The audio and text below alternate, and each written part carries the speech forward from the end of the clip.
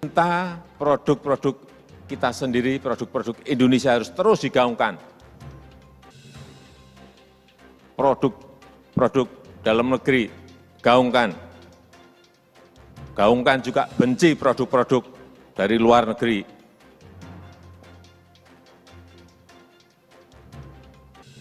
Bukan hanya cinta, tapi benci. Cinta barang kita, benci produk dari luar negeri. Ya, oke. Sekarang kita tinggalkan dulu soal KLB. Kita ngomongin benci-membenci. Tapi saya sebenarnya lebih suka cinta-mencinta itu. Karena kemarin kan ini menurut saya jadi menarik. Ada seorang presiden menyatakan sesuatu dan kemudian diralat oleh Menteri Perdagangan. Walaupun dia bahasanya pasang badan. Gitu. Tapi kan orang bertanya-tanya nih, apa yang salah nih? Salah briefing, salah dengar, salah kesimpulan, atau salah apa? Karena tiba-tiba kita mendengar juga ini begitu habis ribut-ribut benci 1 juta ton beras akan masuk. Ini kan gawat nih kalau 1 juta ton kemudian dibenci oleh presiden. Kabupaten Ngawi merupakan daerah di Jawa Timur yang kini memiliki andil besar dalam ketahanan pangan nasional. Dari banyaknya lahan tanaman padi, Kota Rama kini menduduki ranking 2 di Jawa Timur dan nomor 5 skala nasional sebagai daerah paling banyak menghasilkan produksi panen padinya. Hal tersebut menjadikan Ngawi sebagai salah satu daerah penyangga swasembada pangan nasional. Namun, seiring dengan keberhasilan Ngawi menjadi lumbung padi nasional justru berbanding terbalik dengan nasib para pahlawan swasembada pangan di Kota Rama. Perjuangan para petani padi di Kabupaten Ngawi kini bisa dibilang di ujung tanduk. Hal tersebut tak lepas dari sulitnya petani mendapatkan pupuk subsidi di saat musim tanam yang terus dibatasi jumlahnya. Dampaknya, petani harus membeli pupuk non-subsidi yang harganya 2 kali lipat dari harga pupuk subsidi.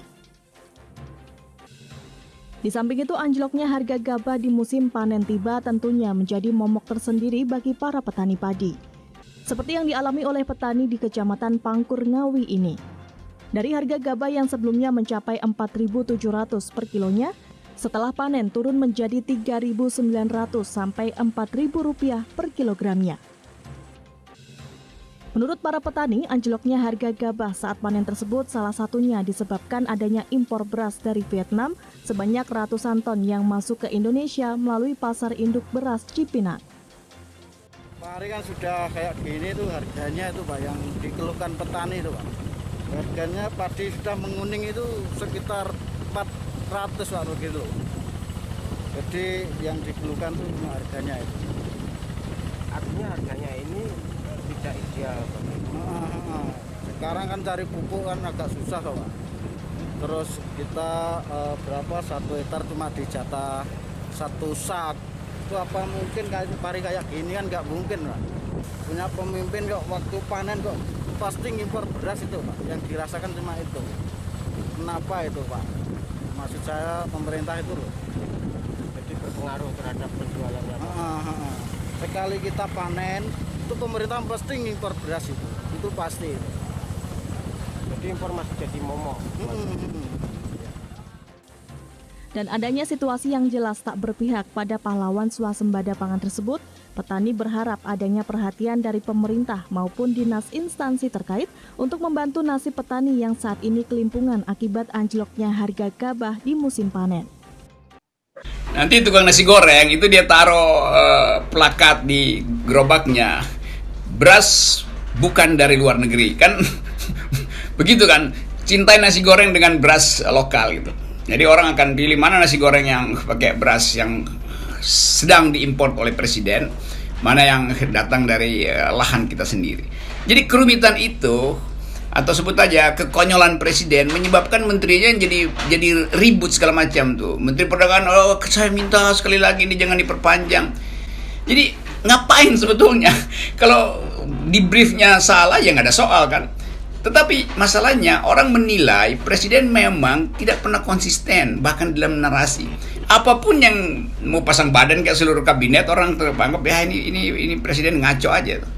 Kan ini duduk perkaranya tuh. Karena itu kita harus anggap ya presiden sebagai presiden lokal, produk lokal. Memang sebuah produk yang gagal juga, gagal membuat narasi, gagal untuk membaca akibat dari pernyataannya itu. Jadi kesibukan istana sekarang adalah berupaya untuk tenang kalau presiden ada di depan mic. Karena semua udah siap-siap. Waduh, beliau salah ngomong lagi nih. Kita lagi yang mesti benahin tuh. Jadi konsultan beliau ini nggak bisa memberi sinyal pada presiden bahwa yang namanya pidato presiden itu akan dicatat bukan sekedar di dalam negeri, tapi juga di luar negeri. Maka akan terjadi boykot misalnya. Gila, masa membenci produk asing itu kan menghina sistem perdagangan bebas dan nggak paham bahwa nggak ada lagi yang disebut produk asing. Semua produk itu adalah kompilasi dari produk-produk lokal seluruh dunia tuh, karena ada global chain dalam distribusi kan.